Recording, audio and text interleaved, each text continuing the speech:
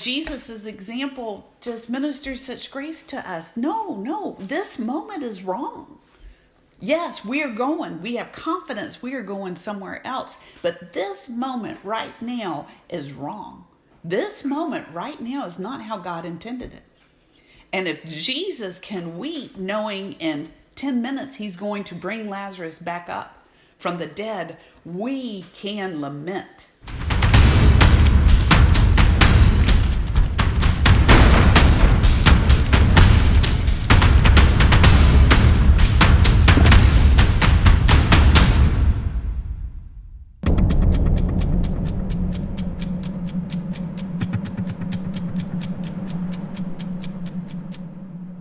Today on Reset, we are going back to the beginning with Wendy Alsup. She is the author of Companions in Suffering, and we're going to be discussing Genesis and Job and many other elements to do with wrestling with this ancient issue. Wendy, thanks so much for joining us on Reset. Thank you, Glenn, for having me. Thank you for joining us.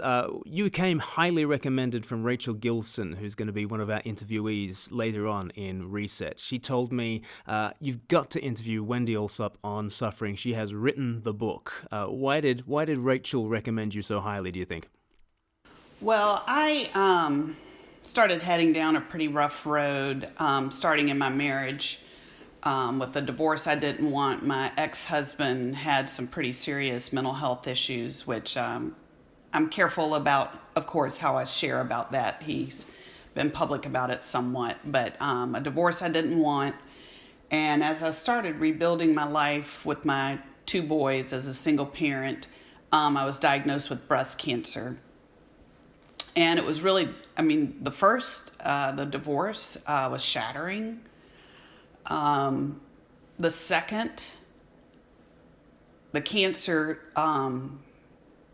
it was like a punch in the gut where you couldn't get your breath. Like you could reconcile with God one aspect of suffering, but I couldn't reconcile for a long time the second on top of the first, especially for my children. And so then, and after, I had my mastectomy, they found another large tumor in my abdomen. We thought it was a liposarcoma. It wasn't. It ended up being non-cancerous, but it sent me down a several-year loop of finding more and more either cancerous or precancerous cells and undergoing a lot of surgeries when I was a single parent, the sole provider for my kids.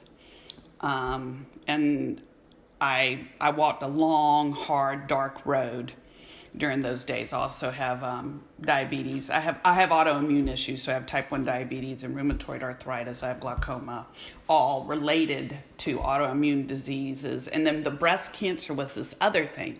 I'm like, hello, I thank you. I already have health issues, God. I'm learning John 9 through my health issues. But then the breast cancer added on top of it really sent me down a path. And I even had a pastor call me. He's like, Wendy, I just really feel like you're living the book of Job. And it was really hard for me when other people would turn to me and say, wow, your life is really, they were questioning God for me. And that's a little disconcerting. You like to have your pastor come to you and like, oh, well, I've seen things like this before and I really believe for you and have hope. And instead you got a pastor coming to you like, this is really shaking my faith. So I walked a long road with it and God met me in it. God met me in it. He did not leave me as an orphan to walk it by myself, but it wasn't an easy road. And my book, Companions in Suffering, kind of rose out of first the alienation you feel when you are at a particular level of suffering that you feel like those immediately around you, they don't know what to do other than look on you with pity. And I appreciate their compassion, but there just comes a point sometimes where people, they don't know how to interact with your level of suffering. And you feel very alienated.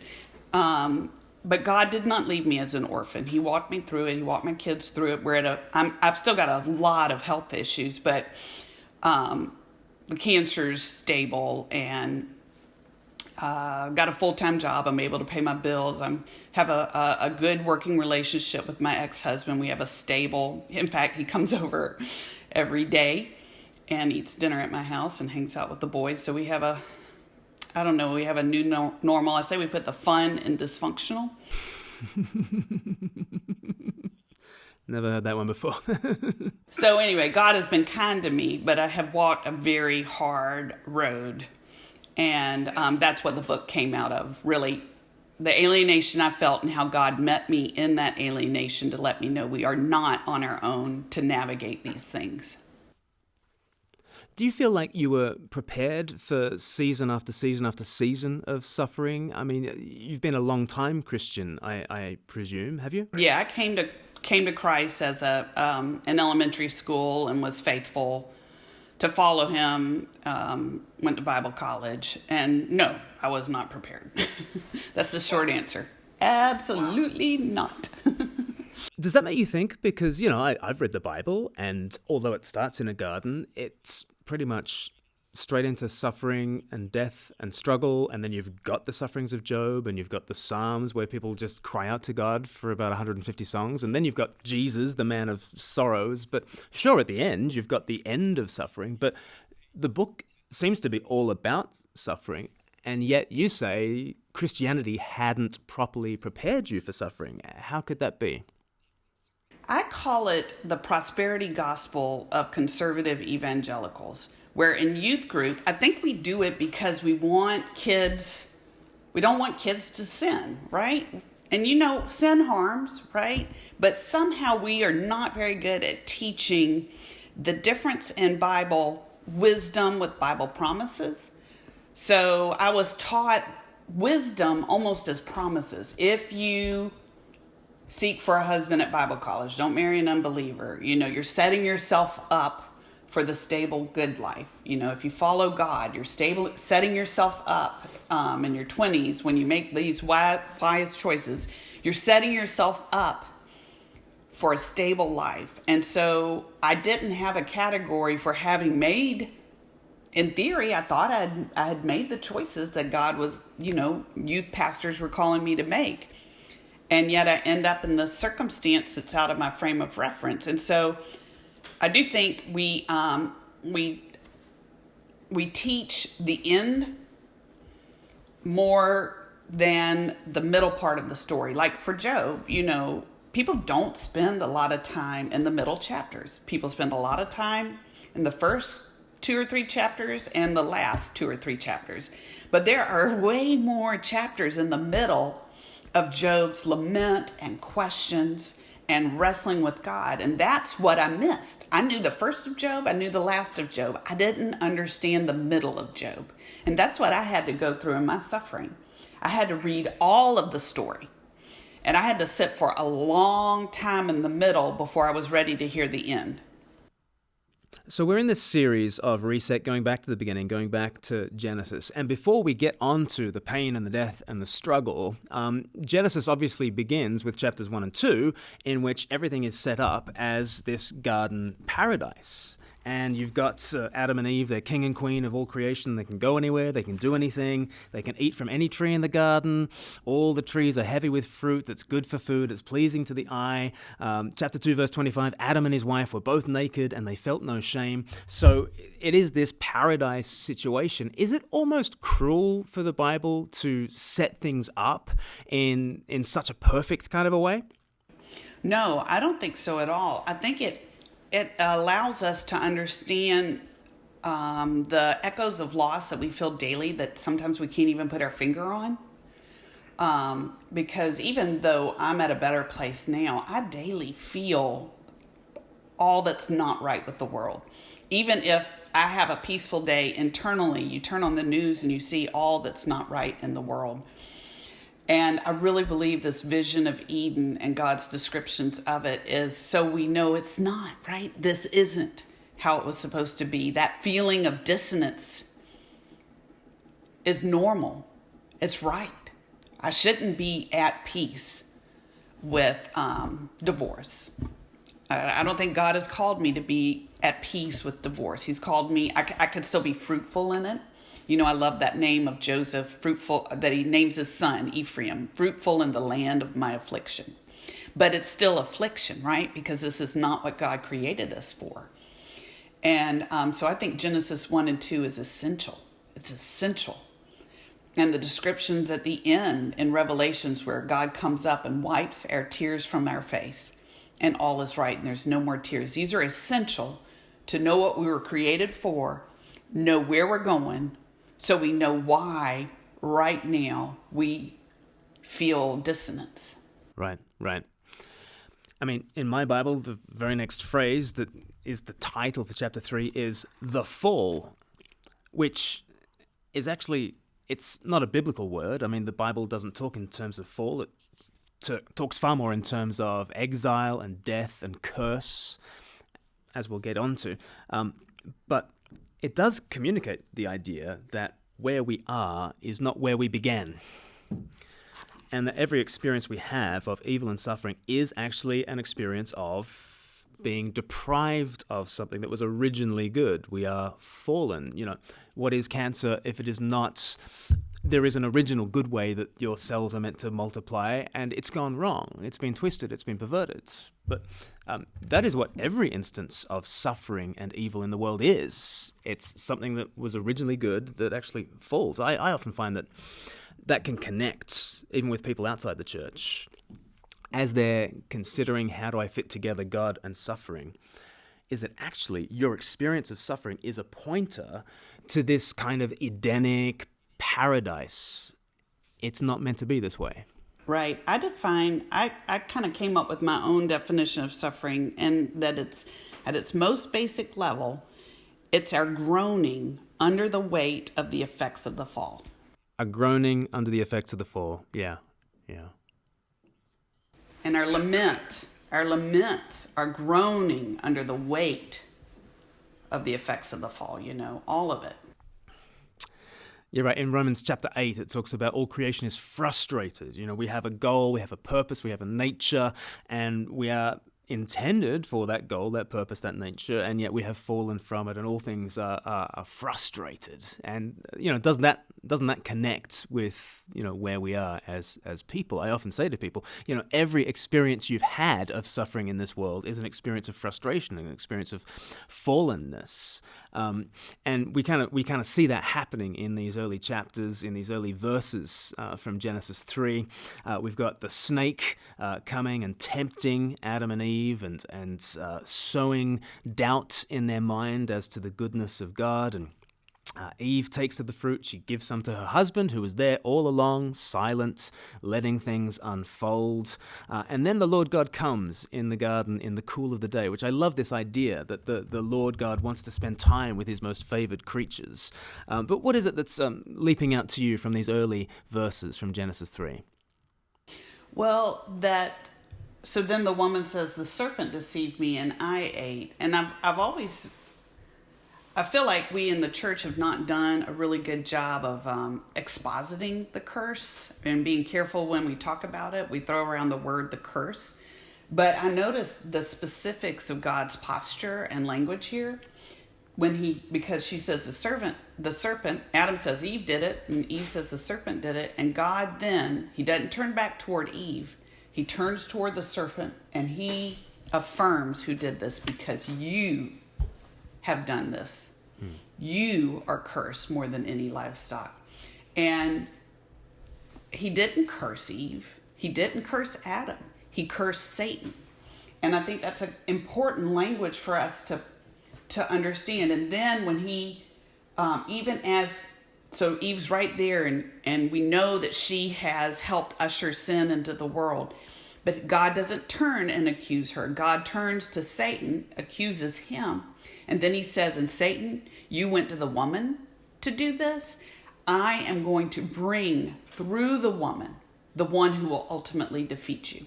And, that's why that picture painted by the nun, I think she was in Mississippi, resonates so much with us, of Mary comforting Eve, because we understand in this moment. In fact, honestly, I think that's like the best exposition I've ever seen on these verses in picture form, And she got my attention. I'm like, right, yes. Mary comforts Eve, and God's words of Mary comfort Eve, even in this moment where Eve is fully shamed. She knows what she's done. She understands the brokenness she has helped to usher in this world. And right off the bat, God turns to Satan because you have done this. And he says in front of Eve, I will bring one through her that will redeem the world. And it's such hope in the midst of such brokenness. Right. So there in Genesis 3:15, it's sometimes called the Proto-Evangelion. It's the first gospel proclamation, and it's first directed actually to Satan as this kind of victory proclamation, this declaration of victory. I will put enmity between you, the serpent, and the woman, and between your offspring, your seed, and hers, her seed, her offspring. He, the offspring of the woman, will crush your head, and you will strike his heel. And already, the language of a woman having seed, that's odd. Women don't have seed, men have seed. But it's very evocative of the idea of Mary, the one who would not ordinarily have seed. How is the woman going to have an offspring? Well, it's got to be miraculous, right? So it's putting us in mind of this virgin birth, this miraculous offspring of a woman, not of a man and a woman, because the answer to this is not going to be men. Man, in that largest sense, is the problem, but miraculously, the Lord, through the woman, is going to bring a Savior who will crush Satan's head through suffering. His own heel would be struck. I mean, that speaks so much to us in this area of suffering, doesn't it? That even the way suffering is redeemed is not by sidestepping suffering, but by going through suffering. Does that resonate with you? Absolutely. Jesus' suffering is key to our rescue. He is the suffering servant. He came and endured. He felt the weight of the effects of the fall. And, I think one of the quintessential moments is with Mary and Martha after Lazarus has died. And he comes knowing, you have this scene where he knows he's about to heal Lazarus. He's going to raise him from the dead. And yet he saw the turmoil and turbulence among them, and he cried, he wept. I just find that profound because he felt the weight. He felt the suffering. To the point where he is out mourning first century Middle Eastern mourners, to the point where everyone's like noticeably, do you know how much you've got to cry to outcry a first century Middle Eastern mourner? It's astonishing. Even though he knew he was going to heal him. And see, that's key for us and our suffering, right? And this is the missing element, I feel like, where I was not prepared. I felt I was supposed to get to the healing, or my confidence in the healing, my confidence in future healing should sustain me emotionally through this point. But Jesus' example just ministers such grace to us. No, this moment is wrong. Yes, we have confidence we are going somewhere else, but this moment right now is wrong. This moment right now is not how God intended it. And if Jesus can weep knowing in 10 minutes he's going to bring Lazarus back up from the dead, we can lament. We have permission to lament. Scripture gives us this permission that the church, in my experience, did not give so much. Yes, yeah. Even 10 minutes of death is too much for Jesus, right? But 10 minutes of grief from us these days freaks people out a little bit. 10 days, that's too much, isn't it? 10 months? Shouldn't somebody be over it by now? We have this terrible idea that, when Job is in sackcloth and ashes and does no wrong before the Lord, says Job chapter 1, and yet we tend to think otherwise. We think if we were presented with a Job, we would tell them to pull themselves together, wouldn't we? After all these months, we think something's going wrong. I guess that means we don't have a particularly biblical view of suffering. would you say? Definitely. And it was really helpful to me after my diagnosis, and especially, so they found cancer in my lymph node. And then, but then in a follow-up CT scan, they found this mass in my abdomen. And so this was thing on top of thing on top of thing.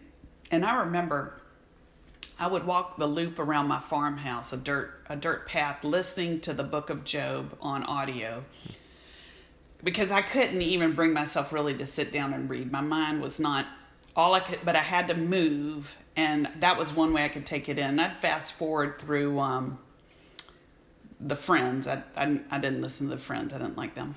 But I would listen, and I would repeat Job's cries. And Job has some raw cries. You know, Really? It's even to the point, and this one really resonated with me, where he's like, God, leave me alone. Just leave me alone, and maybe I can carve out for myself a few days of peace.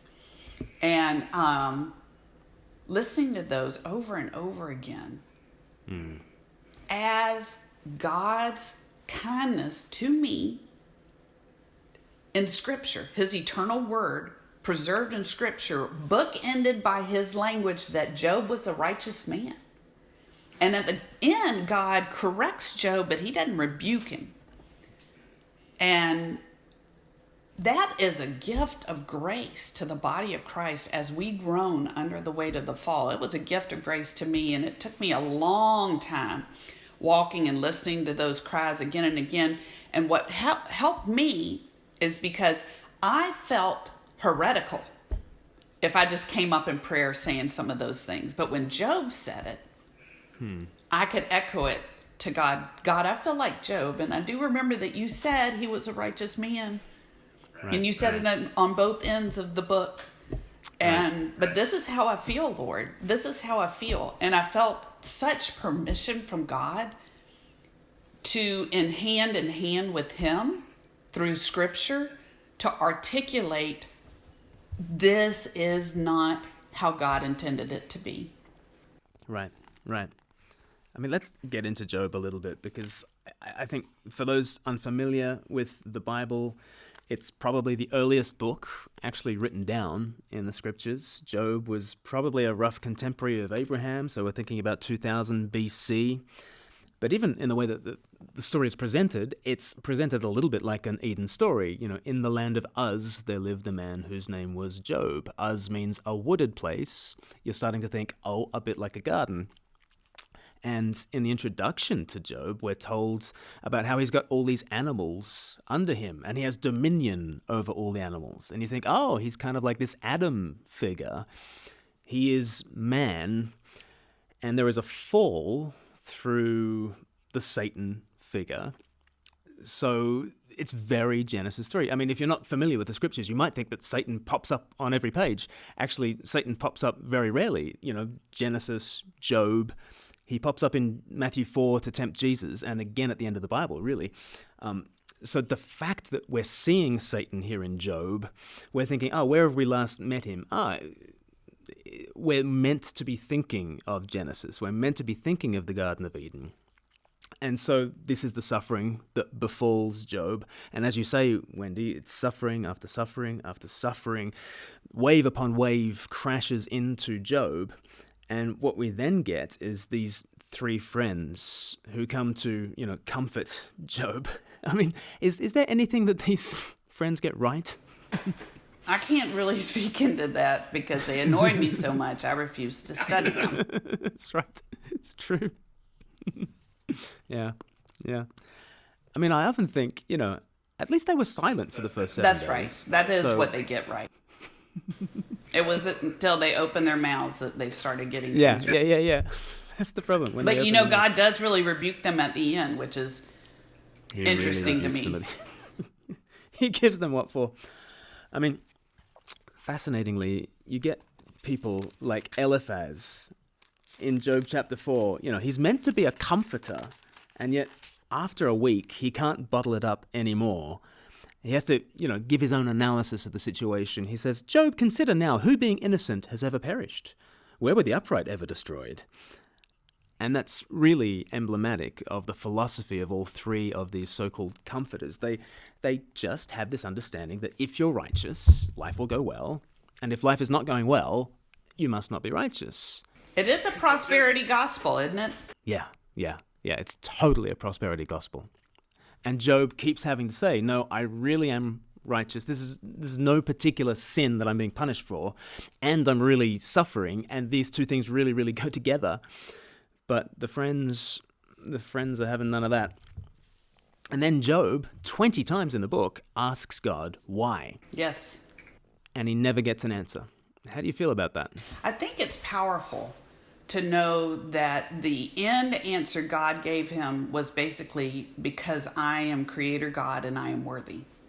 And that's all you need to know, Job, right now.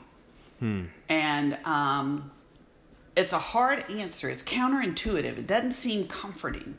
But I know for myself, in the end, it was comforting to me to finally just almost like I was tense like this, but almost just to fall into God's lap and say, I don't know, but I know you're God. I know you hung the stars in the sky. I don't understand how you did it, but I know you did it. But what a grace to us that God does give us the whys for us today. Even as Job didn't have it, God gives us this larger vision that what's going on in our life right now is not all that's going on in reality. Right? That my suffering right now is only one level of the stages of humanity. There's another reality in the heavenly places. And that gave me such balm. Like when I was just alone in the ICU in pain and no one was in there with me, to know that even in those moments, a choice of faith, a testimony of faith or a submission to God still is a testimony in the heavenly realms to Satan and his demons and the angels that God is worthy. And having that perspective that even in our loneliest moments, there's still meaning to trust, even if nobody sees me trusting. It's a testimony, a real testimony in the heavenly places of the worthiness of God. Wow. And meaning is found in suffering, which we don't really think that way. In other ways, comfortable, affluent, Western 21st century society, we tend to think that life is all about avoiding suffering and maximizing pleasure. And so if the opposite happens, we're tempted to think, well, no good could come from this, surely.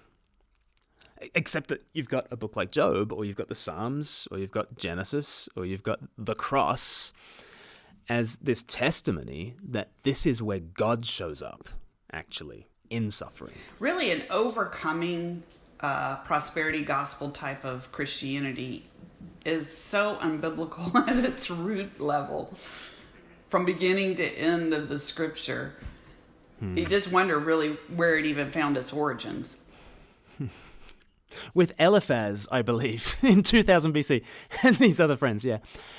It is the natural bent of the human heart. It's the flesh, isn't it? You know, you tend to think that you're basically a good person, getting better, and you can navigate life as long as you're a bit cleverer than the average bear, then life will go a little bit better for you.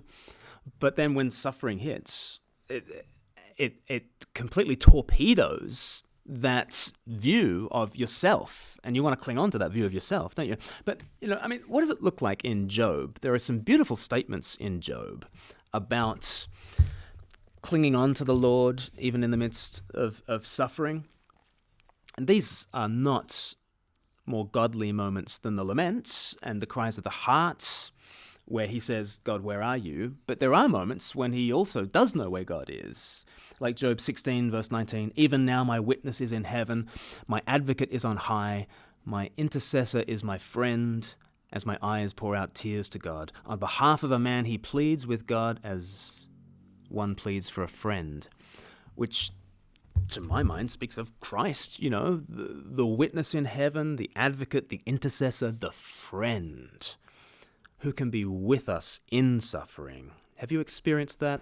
Absolutely. I'm thought a lot about how in youth group we would sing of I Know My Redeemer Lives, and how I didn't even understand that comes like at the worst point in Job's life where he says this.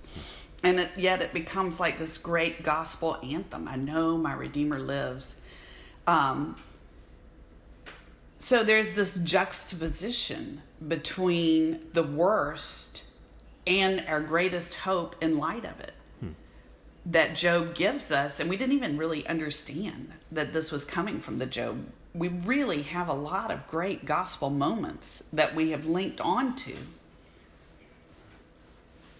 At least in my raising, unbeknownst to me, the context in which they were written. Yeah. So you're mentioning the I know my Redeemer lives, Job chapter 19, verse 25. I know that my Redeemer lives, and in the end he will stand on the earth, and after my skin has been destroyed, yet in my flesh I will see God. I myself will see him with my own eyes, I and not another. How my heart yearns within me. I love that this is, I know that my Redeemer lives, which is not the same thing as I know that I will be beamed up out of this suffering world. It's the Lord who comes down into this world to redeem it. It's not the rescue rope that yoinks me out of the suffering. It's the Lord who joins me in the suffering and transforms it. And in my flesh, I will see God. I will stand on the earth and see God. There's a hope of resurrection here, not just of being transported to the ninth dimension where I'll enjoy, bliss forever.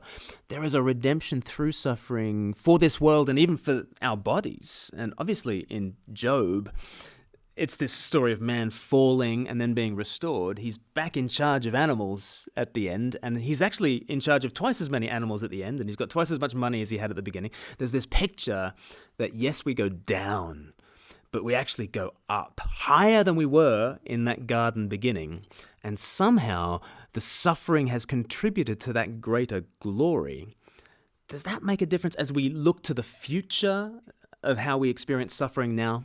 Absolutely. And I think for me, in my own heart, the mere fact that what I thought would destroy me didn't destroy me. The mere fact that I still have faith. That my kids and I sometimes laugh, or even with my ex-husband, that we have times together where we are at peace with one another. But that what you thought would destroy you did not destroy you is faith increasing. It is that God really does work things together for good. It's an amazing thing. And sometimes I think you just don't really understand those words until you have gone through the very worst you could experience. I had things that happened in my life I had feared would happen. I tried to avoid at all costs, and they still happened to me. And I just thought, I am going to be destroyed. Me and my kids are going to be destroyed. We will never be happy again. I really thought that. I felt like God had come upon my house, or allowed Satan to come upon my house and crush it and shatter it into toothpicks. And I could never put it together again. And so often I marvel as I'm with my family or looking over our farm or looking at my house. I lost my house in life in Seattle, but looking at my house now, and I just think, oh my word, God, I cannot believe I'm not destroyed. You didn't allow me to be destroyed, and I could never see a way out of it. But I think, our meditations on Eden, and they're helpful to us in a sense. This is what I always want to encourage someone in the midst of suffering. Philippians 4:8 talks about whatever things are good or lovely, think on these things. Not as a, like a command never to lament. But it's like you're going to need to hang on to some vision of what God created us to be and where we're going. So we both need lament and we need hope, right? And so when I found for myself at my farm, I live on a farm, I've got a dog and a cat that like each other. And every time I see my cat and my dog interacting, and I think lion and lamb, I think, or when my cat lays on my lap, and I think, I could kill this cat, but she trusts me. Or I see the seeds being planted and the fields growing. I feel like God is calling me to lean into these little traces of what he created in perfection. And they're not, I personally absolutely love marine mammals, whales. I wanted to be a marine biologist, and I actually trained to lead whale watching tours. And they're another one that does it for me. Whenever I see a whale breach, I just think, all that's right with the world. Echoes of Eden, things that are not spoiled by the fall at this moment. The fall is pervasive, and yet there are things that are pure and lovely. And there's a reason that we should look for those things and focus on those things and think on those things, because they tell us where we're being called back toward. That this pain is not our destination. And I feel the pain right now, but I'm going somewhere. And that little, if you stand at the Grand Canyon, whatever it is that whispers into your heart, peace, shalom, Sometimes it might be sitting on a quiet beach.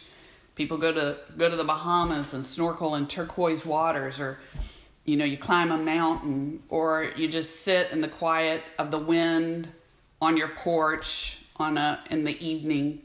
Whatever it is that calls to your soul what God created us to enjoy, Eden ministers grace to us. Right.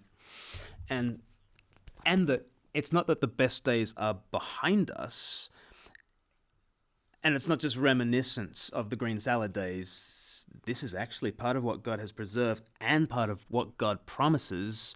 Through the Redeemer, it will be redeemed, and through the valley of the shadow, there is feasting joy. And, I'm fascinated by James chapter 5, where he summarizes the book of Job, and he says, you have seen Job's patience, and you've seen what the Lord finally brought about. Through that, and actually the way the New Testament remembers Job is that there is finally, through the patience of Job, there is a redemption. There is standing upon the earth and seeing the Lord in the flesh again, So for you, what is it that gives you hope as you go through suffering? Well, I think Job gives us a good both and. You finally have this blessing at the end of his life, and yet people are still coming to him, mourning with him, comforting him for the losses. And I really think that the book of Job helps us to hold both. You don't either have to be happy or sad. You don't have to only rejoice or lament. That you can hold both. You can cry and hope. You can laugh and mourn. And really, I think Jesus is a good example for us in both his weeping and then his immediate healing of Lazarus. But we can hold them both in this time, because there's an already but not yet aspect of the kingdom of God. And we are living in those dual realities. And for me, that was very helpful. I found that some people would react to me like I should be daily getting better with my emotions. And so it was very disconcerting to people if I was happy one day and then descended again. It was interesting, even physically. So I would feel better, and then unexpectedly I would feel worse. My recovery wasn't a straight line, either emotionally or physically. After my surgeries, my recovery wasn't a straight line, and it would really disconcert people.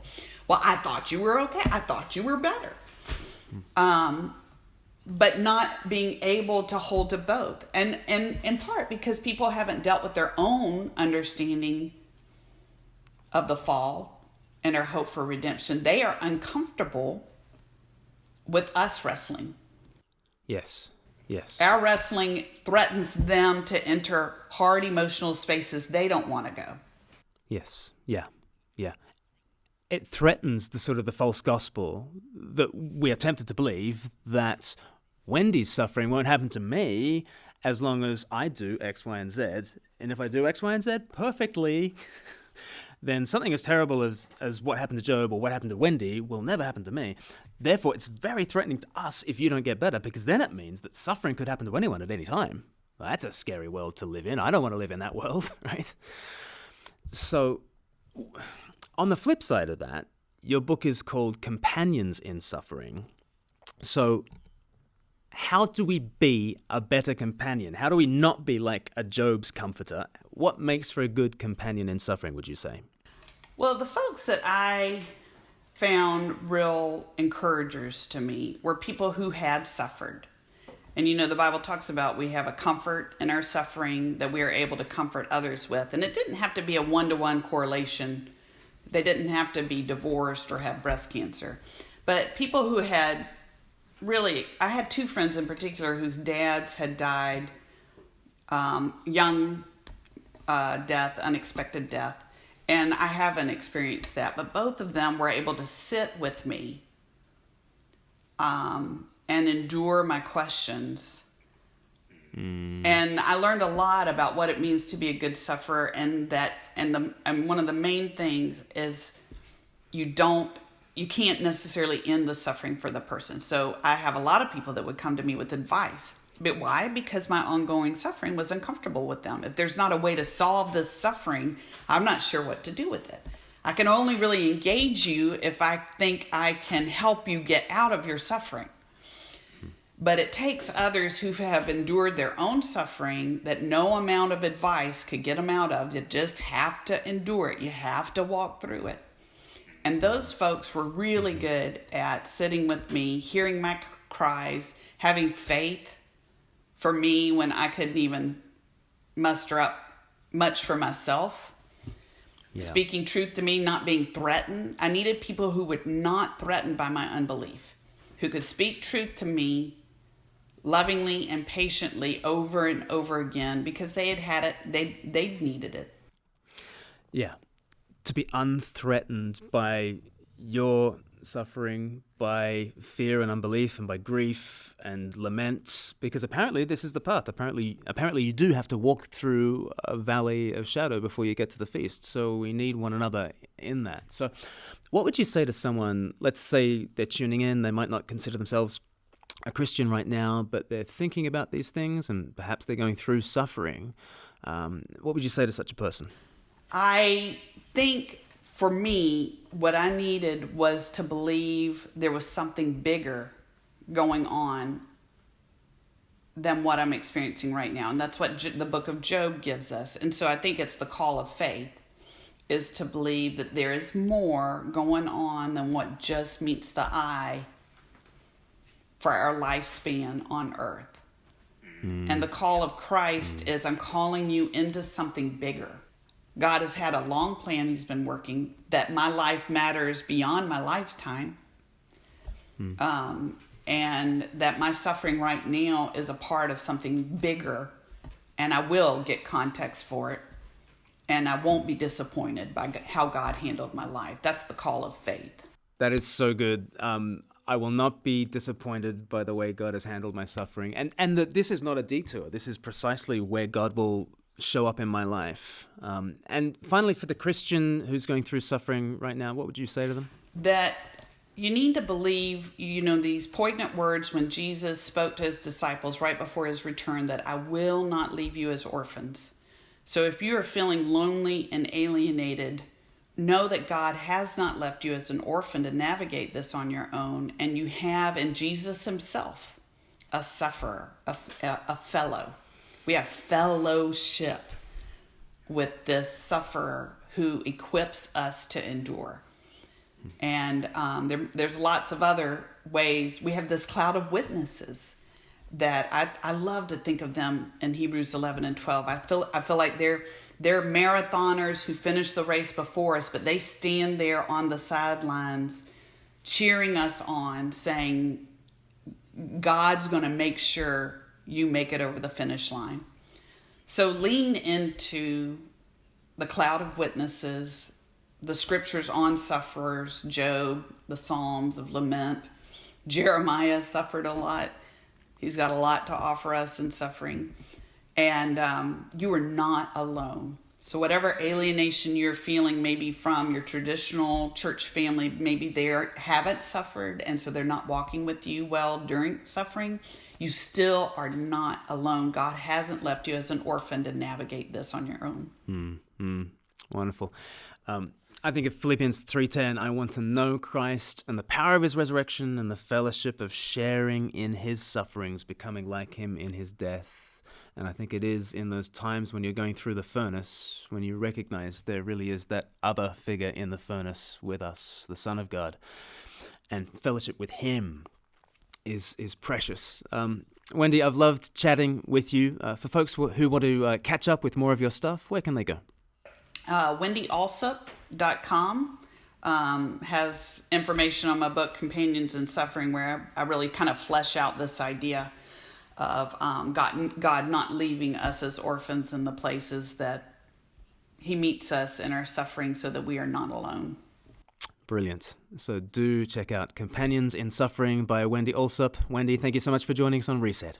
Thank you, Glenn.